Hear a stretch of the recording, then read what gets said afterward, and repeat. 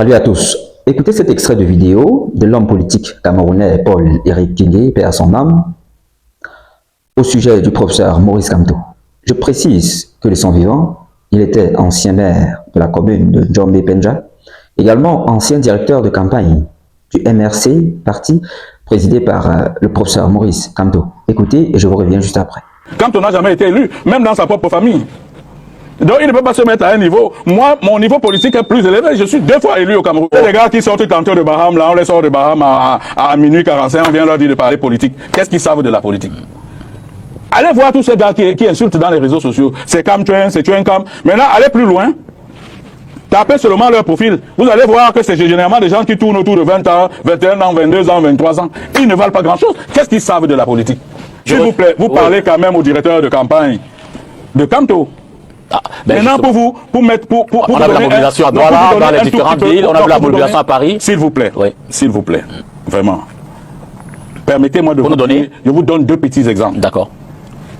Nous sommes arrivés en Gaoundéré, on avait à peine 200 personnes. À Gawa, on avait à peine 150 personnes. À Kribi, quand nous sommes arrivés à Kribi, vous allez d'ailleurs voir cette vidéo-là, où je suis avec Kamto et il y a la mer non loin là. À Kribi, on n'a même pas fait de meeting. Oui, ben, écoutez, moi, ça ne m'étonne pas. Il y a à peine 10 jours, les gars ont créé un compte Facebook, un compte Twitter en mon nom, où ils me faisaient insulter le jeune Kabal Libi. J'ai été obligé de faire un voice pour dire que je n'ai pas ce type de compte Twitter. Mais en fait, c'est depuis que Kamto est en politique qu'on vit des conneries comme ça. Ce sont ces gars qui font ça. Mais c'est eux qui font ça.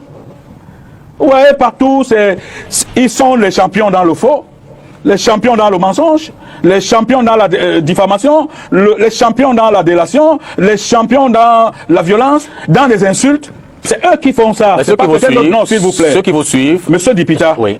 Je vous dis que ce sont ces gars. D'accord. Je vais vous prendre un cas. Il y a un là qu'on appelle Zumento. On va pas citer. Il y a un, allez-y. Il y a un qu'on appelle Zumento. Une fois, il a parlé de ma vie en donnant les noms des femmes qui sont les miennes que j'ai jamais connues dans ma vie. Ouais, les gens sérieux ne se comportent pas comme ça. Vous avez un autre à Paris qu'on appelle J. Rimingono qui soutient Kamto.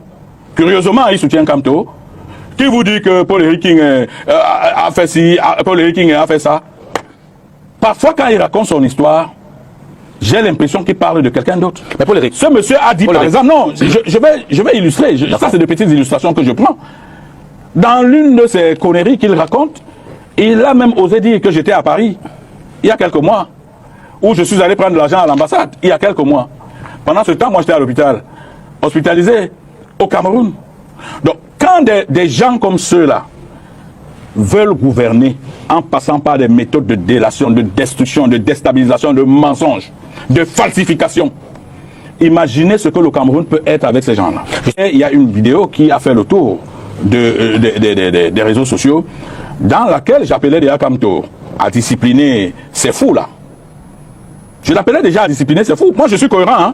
Ça, c'est avant même de faire. Quand Kamto m'a donné les assurances qu'il va calmer sa meute, j'ai dit, OK, si je suppose que tu es crédible, si tu le fais, on va faire chemin ensemble. C'est comme ça qu'on s'est mis ensemble. Mais je me suis rendu compte qu'il m'a berné. Non seulement il m'a menti, mais il m'a berné. Vous comprenez? Mais lorsque vous allez à une alliance avec quelqu'un, et vous en sortez avec une autre idée, surtout après avoir séjourné avec lui, pour découvrir que c'est quelqu'un qui devrait plutôt amener le Cameroun vers la perdition. Qu'est-ce que vous faites? Vous vous accrochez sur lui, tout le monde peut... Je vous dis, je suis toujours très cohérent. C'est un homme suffisamment cultivé. Je le redis ici. Parce que j'ai l'impression que les gens veulent que je me dédise. Il est suffisamment cultivé. Et ça fait plaisir de vouloir, si vous voulez vous cultiver, d'être à ses côtés. Mais au-delà de ça, il n'a pas de personnalité. Parce que pour diriger le Cameroun, il faut avoir de la personnalité. Il est manipulé, il est géré pratiquement par Fogué. Il est géré par Djogé.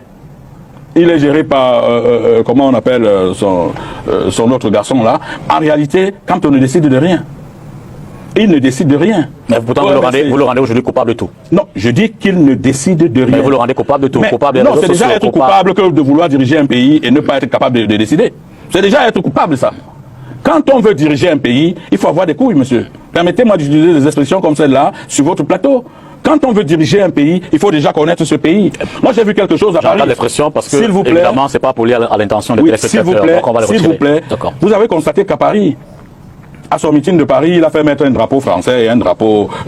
ça veut dire qu'il ne connaît même pas le pays, il ne connaît même pas comment fonctionne un État. Il n'était pas en mission officielle. Vous comprenez? Il n'était pas un officiel camerounais en France. Pour se faire mettre un drapeau français et un drapeau... Personne ne s'est aperçu, personne n'a vu ça. Les gens qui savent comment fonctionne l'État savent que vous n'avez droit à ce type de décor que si vous êtes officiel camerounais. Quand tu es allé faire son one-man show à Paris, il n'avait pas besoin du drapeau français. Et c'est du président élu. Côté. Non. Je vous ai dit, je vous parlerai de cette affaire de président élu dans mon livre. Bien, vous l'avez écouté. Cela paraît plutôt comme une sorte de sabotage, je dirais même une sorte de vengeance. Il était dans le parti, le MRC.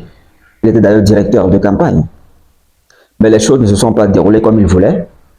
Il décide donc de quitter le parti. Voilà donc les retombées. Sabotage partout. Bon, perd son âme. En tout cas, partagez au maximum la vidéo. Partagez au maximum la vidéo. Abonnez-vous surtout. On se dit donc à la prochaine vidéo. D'ici là, gardez les yeux ouverts.